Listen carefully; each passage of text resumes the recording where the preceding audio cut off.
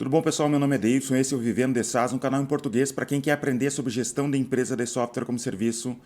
Hoje eu vou fazer um vídeo respondendo stories, tá? Eu tenho um Instagram, meu Instagram é @vivendo de SaaS, SaaS com 2A. Lá eu abro caixinha de pergunta e toda hora tem alguém me fazendo perguntas sobre software como serviço. Eu respondo em texto normalmente lá, mas de vez em quando eu faço um compilado das melhores perguntas que o pessoal me faz lá e trago aqui para o YouTube. E é isso, tá? Eu vou responder, anotei tudo aqui no meu celular para responder todas essas perguntas. Espero que vocês gostem. Se é a primeira vez que tu está acessando esse canal aqui, já se inscreve aqui embaixo, me segue no Instagram também, que eu já falei anteriormente, e quero te dizer que a gente tem uma comunidade no Facebook que a gente debate sobre software como serviço. Tá? A URL para essa comunidade está na descrição aqui desse vídeo. A comunidade é totalmente gratuita. Então, vamos para a primeira pergunta aqui. Na abordagem PPT, como atingir a pessoa que realmente vai decidir sobre a contratação? A abordagem PPT é uma brincadeira que eu sempre faço, que é tu quer conquistar cliente, pega a porra do telefone e liga, tá? Então eu sempre falo, o pessoal gosta dessa brincadeira, mas realmente é verdade. Tu quer vender, não tem lead, não tem o que fazer, começa a ligar, pode ser do jeito mais ineficiente possível, pega alguém que tem a ver com o teu público-alvo, digamos, o tipo de empresa que tu quer atender, liga para ele e começa a tentar vender. Mas o mundo não é perfeito, vai chegar na secretária, de repente, tu vai bater ali na secretária, que a gente chama de gatekeeper, né? A que tranca o portão ali e não deixa falar com o decisor da empresa. Então, como que tu faz para ultrapassar, digamos, a secretária ali, o gatekeeper, para realmente conseguir falar com o decisor da empresa? E uma coisa que eu te falo, como que tu pode fazer isso, que vai facilitar um pouco a tua vida. Primeiro, tira um tempo para ligar para empresas em geral que tem a ver com o teu público-alvo ali. Liga para, digamos que tu quer falar comigo, daí tu liga aqui para minha empresa e tu não sabe nem meu nome, tu sabe que tem que ter um decisor. E no meu caso aqui eu vendo um software de gestão empresarial, né? Então tu liga para minha empresa aqui e diz para a secretária: eu gostaria de falar com a pessoa que toma a decisão em relação à compra de um software de gestão aí na tua empresa, mas eu não quero incomodar ela. Tu tem como me passar o e-mail e o nome dela, que eu vou mandar uma proposta por e-mail para ela e não quero incomodar, tá? Então só me dá um nome e e-mail, por favor.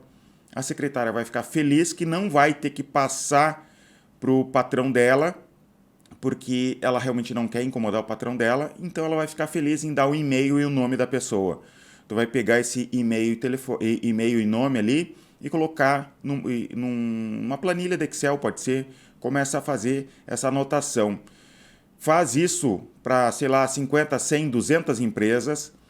E depois, daqui uma semana, quando tu for ligar para esse cliente, tu liga: olha, eu gostaria de falar com o Davidson, tá? Então é diferente, quando tu fala o nome da pessoa, tu vai ter uma porta aberta muito mais fácil do que simplesmente ligar genericamente para alguém e que tu não vai conseguir, né? Porque tem o que se chama gatekeeper. Então faz isso, tira esse tempo para fazer essa ligação anterior, anotar o nome das pessoas e depois que tu tem o nome da pessoa, digamos, tu achou lá, é o Davidson, é o decisor da empresa tal, para fazer essa compra. Entra no LinkedIn, tenta descobrir mais informações sobre essa pessoa, vai no Google, procura mais informações sobre essa pessoa, porque quando tu ligar, tu vai ser muito mais fácil a conversa com essa pessoa, porque de repente tu sabe alguma coisa que ela gosta para quebrar o gelo ali, tu entende mais sobre, de repente ele postou coisas na rede social sobre a empresa dele, então é uma dica que eu te dou para te pular esse gatekeeper. Na segunda pergunta aqui, no SaaS você fecha a venda no bate-pronto ou tem muito lead que fica pedindo alteração para entrar? Tem muito lead que pede alteração para entrar, sim, isso é normal. Cada um, né, cada cliente imagina um software, ou ele já está vindo de um outro software que ele não estava mais satisfeito, e ele entra aqui querendo um monte de coisas.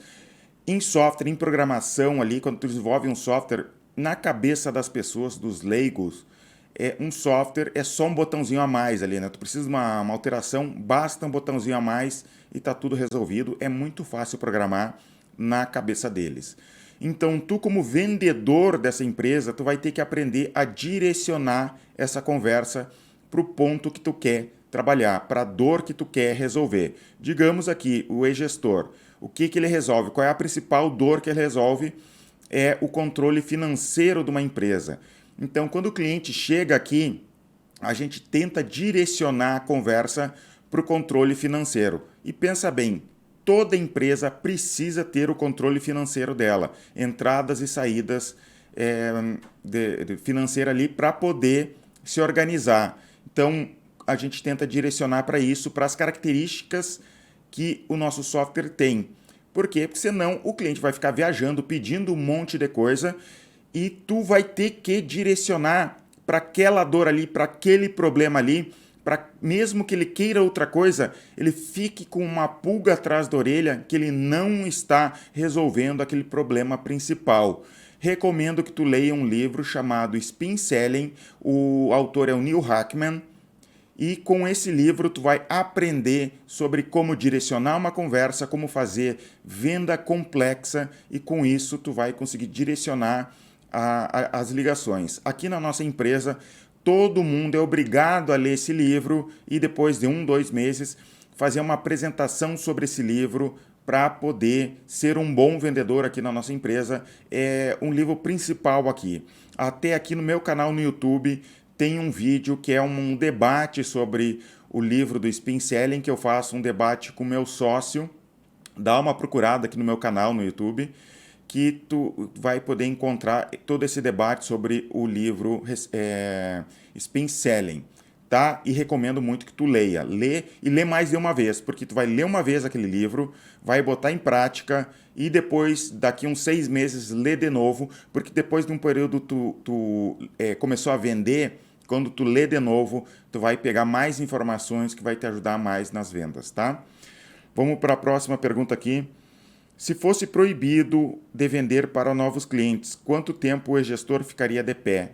É uma brincadeira, um exercício ali, um pensamento de como que uma empresa de software como serviço é estável. Então essa pessoa me fez essa pergunta, eu respondi nos stories lá e vou responder agora em vídeo.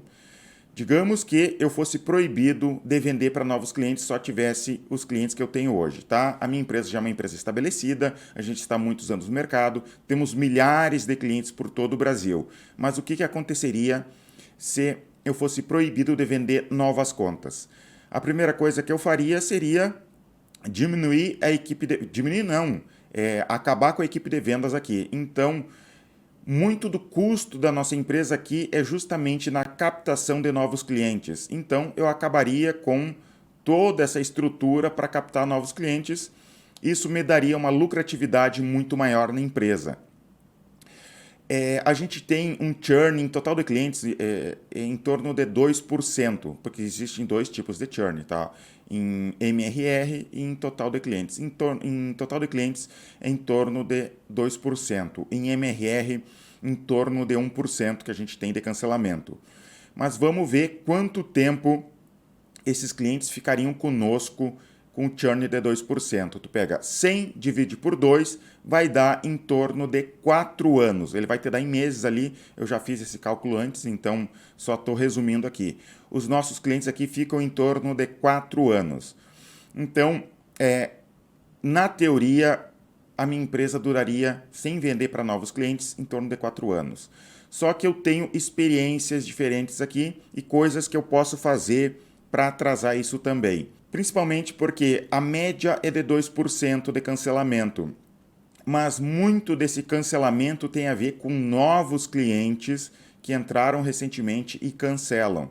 Cliente que passou de um tempo ali, por exemplo, passou 6 meses, ele tende a ficar muito mais tempo conosco, tá? Então, teria uma queda grande no início e depois diminuiria. Não tenho os números aqui para debater, mas eu acredito de verdade que seria muito mais do que 4 anos. E eu tenho experiência com outras coisas, que eu já tive uma empresa de hospedagem. A minha empresa aqui, há muitos anos atrás, a gente trabalhava com hospedagem de sites. Eu percebi com o tempo que esse mercado era muito canibalizado, era muito difícil de estar nesse mercado sendo uma empresa pequena, e a gente parou de vender. Faz uns 10, 12 anos que a gente parou com a venda de hospedagem de sites, e a gente ainda tem clientes que estão, a gente tem um servidor com Plesk instalado ali, que a gente mantém alguns clientes nessa hospedagem aqui, e eles simplesmente não vão embora. Eles só querem ter o site online e continuam usando ali, faz muitos anos, usam um e-mail conosco e nem dá mais suporte, né? A gente só tem aquele servidor ali e tem cliente usando, já faz 13 anos, agora em 2023, porque a gente foi em 2010 que a gente parou de vender a hospedagem de sites e se dedicou só ao e-gestor. Então tem cliente usando até hoje, tá? Então tem aquela renda, é minúsculo, tá? O que eles pagam por mês e a renda hoje em dia, porque teve cancelamentos, mas dura muitos anos. E no e-gestor a gente teve 3 versões ainda online, tá? A gente tem a versão 2, que foi lançado em 2009, depois tem a versão 3, que foi lançado lá por 2012, e depois tem a versão 4, que é a versão atual, que foi lançado lá por 2016, eu acho que foi lançada a versão 4. Claro que a gente fica atualizando o software. Quando a gente fala de versão aqui, eu estou falando sobre uma total modificação. A gente reescreveu todo o e-gestor do zero, essas 3 vezes. Por que a gente fez isso e não migrou? A gente até tentou migrar, mas tem clientes que não querem migrar, então a gente manteve esses clientes. A versão 2 do e-gestor, que é de 2009, a gente ainda tinha clientes até pouco tempo atrás usando a versão 2 e eles simplesmente não queriam mudar de jeito nenhum.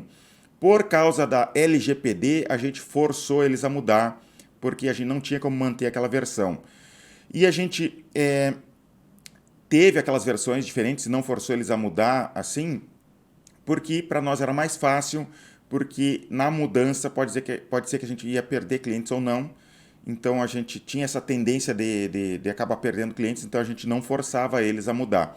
Então a gente tinha clientes desde 2009 usando a versão 2 do e-gestor e eles não mudavam, eles estavam satisfeitos com a versão do nosso software, ainda usavam e não queriam de jeito nenhum. Teve cliente brigando quando por causa da LGPD, a gente tinha que mudar.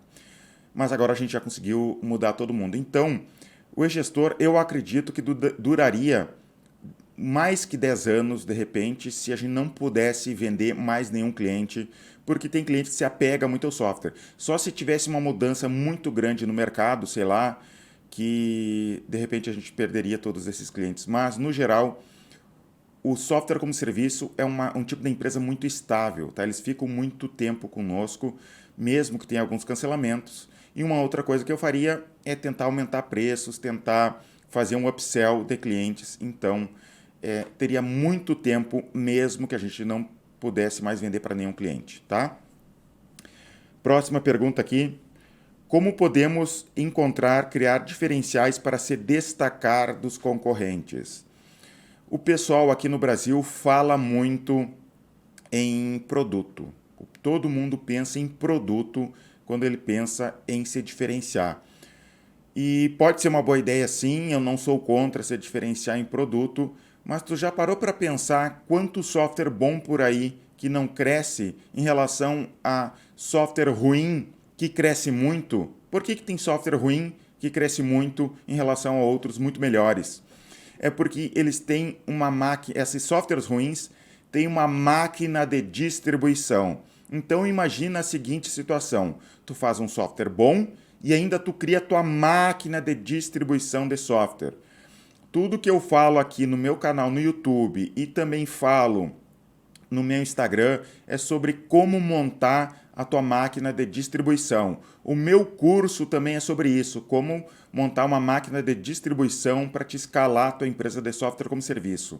É basicamente isso que eu tenho aqui para falar no meu canal, no Vivendo de SaaS. E tu já parou para pensar por que a Coca-Cola vende tanto? Será que o sabor da Coca-Cola é tão superior assim em relação aos concorrentes?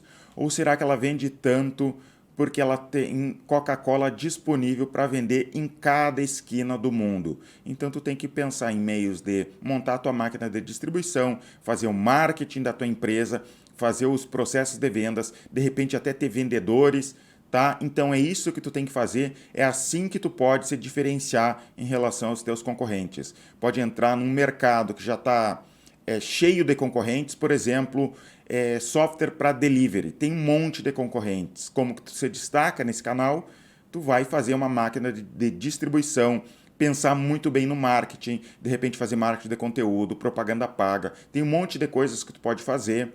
Gera leads em massa, liga para cliente, tem um processo de vendas direitinho, como eu falei anteriormente ali sobre spin selling, vendedores bem treinados. Com isso, de repente, tu vai conseguir se destacar e crescer muito em relação aos teus concorrentes. Outra pergunta aqui, o que indica para alguém perdido profissionalmente se encontrar, né?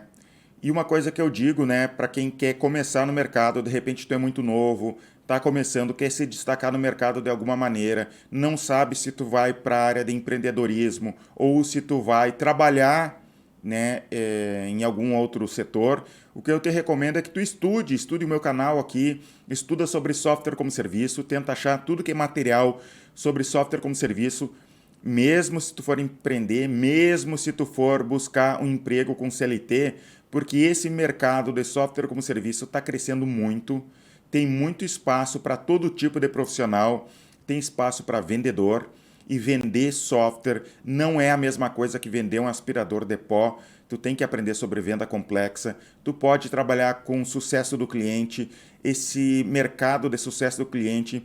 Cara, toda hora vem algum concorrente querer roubar meus profissionais aqui de sucesso do cliente, então estuda sobre isso também, porque tem muito emprego pagando bem por aí. Estuda sobre implementação de software, sobre suporte. Cara, tem muito mercado no software como serviço que tu pode aprender. Também, digamos que tu quer ser um administrador de uma empresa de software como serviço, estuda isso que eu tenho aqui para te dizer, procura outros canais, procura livros. Tem um vídeo aqui no meu canal chamado MBA em SaaS, que é uma lista de livros sobre software como serviço. Se tu parar 2 anos, ficar obcecado por ler os livros que eu falei naquela lista ali, te digo, em 2 anos a tua vida vai mudar. Porque pensa bem, olha quanta gente tem ideia de software. Se tu entrar na nossa comunidade no Facebook, tu vai ver programador desesperado procurando alguém que seja o cara de negócios. Se tu é o cara de negócios, tu vai achar um programador para montar a ideia dele, ou tu montar a tua ideia e começar a ganhar dinheiro com software como serviço. Faz isso, procura no YouTube MBA, né, MBA em SaaS, lê aquela lista de livros, em 2 anos a tua vida vai mudar, tu vai te encontrar profissionalmente em qualquer área de software como serviço. Outra pergunta aqui, qual a maior limitação de um SaaS? A maior limitação de um SaaS é o tamanho da sua carteira. Digamos que tu tem 20 mil clientes em toda a tua carteira, e tu tem 1% de churn, isso significa 200 clientes saindo por mês. E conquistar mais 200 clientes por mês não é tão fácil assim, então pode ser que tu tem toda uma equipe, toda uma estrutura de clientes, de vendedores para conquistar clientes, e tu consegue conquistar também 200 clientes. Então, de repente, tu pode chegar no 0 a 0 ali, e por isso que tu tem que estudar a fundo sobre software como serviço, sobre como que tu pode fazer para fazer upsell, como que tu pode fazer para aumentar o ticket médio ali, porque senão tu vai ter esse churn daqui a um tempo, o teu churn pode ser baixo e tu chega num teto ali, não consegue ultrapassar, e essa é a maior limitação do software como serviço ou de qualquer empresa que trabalhe com recorrência, é o próprio tamanho da carteira que fica muito pesada. Após o início do Vivendo de SaaS, suas vendas de gestor aumentaram? Sim e não. Venda direta, de trial, de pessoa comprando o e-gestor, o Vivendo de SaaS não aumentou. Mas a gente conseguiu aumentar muito os revendedores do e-gestor. Muitas das pessoas que me ouvem aqui ou me acompanham no Vivendo de SaaS lá no Instagram, eles acabaram se tornando revendedor do e-gestor na sua cidade, na sua região. e eles começam a vender gestor, ganhar dinheiro, fazer sua própria carteira ali, e dessa maneira a gente acabou aumentando muito as vendas indiretas através da revenda. E até se tu quiser ser revendedor de gestor, eu vou deixar uma landing page aqui embaixo, clica aqui embaixo, você cadastra, um consultor vai entrar em contato contigo e vai te explicar tudo sobre como funciona a revenda do gestor e de repente tu pode se tornar um revendedor do gestor também, tá? Outra pergunta aqui, você investiria em tráfego pago sem um MVP ou faria uma divulgação orgânica para validar uma ideia?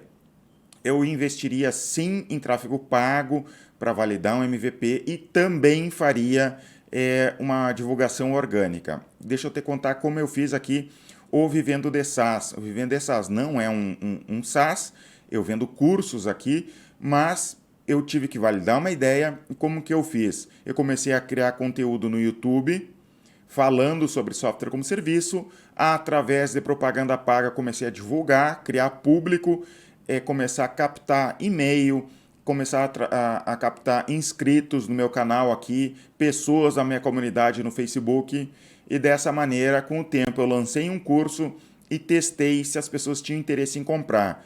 A primeira vez as pessoas não tiveram interesse em comprar da maneira que eu imaginei, eu adaptei o curso para tentar ir mais de encontro ao que as pessoas buscavam ali e com o tempo adaptando, mudando o título, mudando o conteúdo do curso, as pessoas começaram a ter interesse e comprar mais o curso e foi dessa maneira que eu validei, com propaganda paga. Até hoje eu uso propaganda paga para crescer o canal, para crescer o Instagram também e tem funcionado, tenho tido lucro. O Vivendo de SaaS já é uma boa renda para mim, eu não dependo só do e-gestor hoje em dia, o Vivendo de SaaS também me dá dinheiro, tá? Tu pode fazer a mesma coisa para vender software. Prospecção ativa funciona no SaaS com ticket médio de R$100. Para te saber sobre prospecção ativa, né, ter vendedores ligando, eu te digo que tu não tem que pensar só no ticket médio, tu tem que pensar no LTV. Quanto que teus clientes vão deixar com o tempo, durante todo o período de vida aqui como cliente, quanto que eles vão deixar. Digamos que o cliente fique, tu tem um churn gigante, os clientes vão ficar 3, 4 meses contigo e depois vão cancelar. Tu tem um ticket médio de R$100 e não está valendo a pena ter vendedores para vender para o pessoal deixar R$400 durante todo o período de vida. Então tu tem que pensar em LTV. Para calcular LTV, procura na internet como fazer o cálculo da LTV, mas se o teu cliente fica 5, 6 anos contigo ali, de repente tu pode ter um ticket até menor que R$100 e valer a pena ter vendedores, tá? Estuda sobre LTV, Lifetime Value, não vou explicar agora sobre LTV, mas é esse o ponto que tu tem que pensar para a tua empresa de SaaS para saber se vale a pena ou não. No meu curso eu explico sobre tudo isso, tem uma planilha que eu explico passo a passo, tu vai colocando os dados nessa planilha ali, e com essa planilha tu consegue calcular tudo, crescimento, reinvestimento, tudo. E no meu curso também tem aula sobre todas as áreas de software como serviço para te poder escalar rapidamente uma empresa, tá? Próxima pergunta aqui. No trial, vocês fornecem toda a ajuda para o cliente se achar dentro da plataforma? Trial, para quem não sabe, é uma forma de dizer a pessoa que está testando o software. No eGestor, tu entra no site do eGestor, egestor.com.br, clica em teste gratuitamente, preenche os dados ali e tu pode conhecer o sistema gratuitamente. Tu tem cerca de 15 dias para testar o software. Isso que a gente chama de trial. No momento que tu se cadastra ali, a gente tem uma equipe de vendedores que entra em contato com clientes para tentar ajudar ele e vender mais rápido possível o software.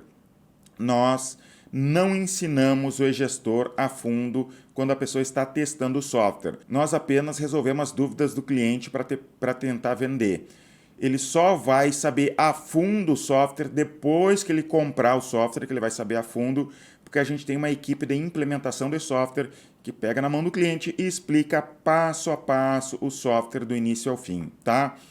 É dessa maneira que a gente faz a venda e a gente não ensina tudo, porque se a gente fosse ensinar tudo ia demorar demais a venda e a gente consegue acelerar a venda usando esse processo de só resolve a dúvida dele, não cria caraminhola na cabeça do cliente. Por exemplo, antigamente existia uma preocupação dos clientes em relação à segurança do software. Hoje em dia é bem menor, porque as pessoas estão muito acostumadas com software como serviço. Então, a gente entra, mesmo que o cliente não perguntasse, a gente ia falar sobre a segurança do e-gestor. Hoje em dia, a gente só fala se o cliente pergunta, porque senão o cara nem estava pensando em segurança, já cria aquela caraminhola na cabeça dele, ele vai pensar muito sobre aquilo ali e de repente ele não compra.